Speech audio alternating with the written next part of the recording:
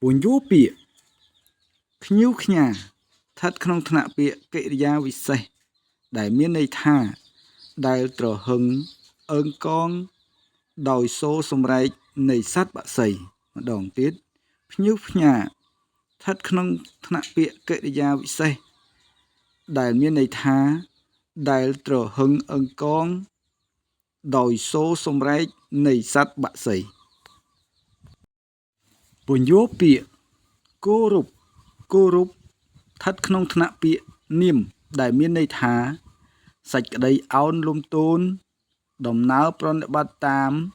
សេចក្តីកោតក្រែងម្ដងទៀតគោរពស្ថិតក្នុងថ្នាក់ពាក្យនាមដែលមានន័យថាសេចក្តីអោនលំទោន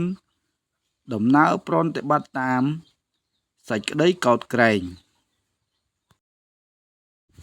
ពន្យល់ពាក្យ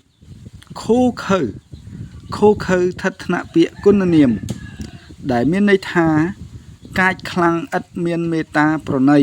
ម្ដងទៀតឃោឃៅស្ថិតក្នុងថ្នាក់ពាក្យគុណនាមដែលមានន័យថាកាចខ្លាំងឥតមានមេត្តាប្រណីពន្យល់ពាក្យងងឹតស្ថិតក្នុងថ្នាក់ពាក្យគុណនាមដែលមានន័យថាទីតីពីភ្លឺដែលឥតមានពន្លឺឧទាហរណ៍យប់ងងឹតខែងងឹត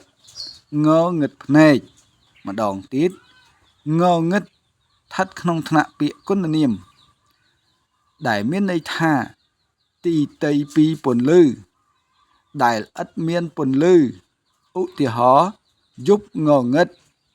ខែងងឹតងងឹតភ្នែកបន្ទាប់មកទៀតកូនកុំភ្លេចចុច Subscribe ចុចសញ្ញាកណ្ដឹង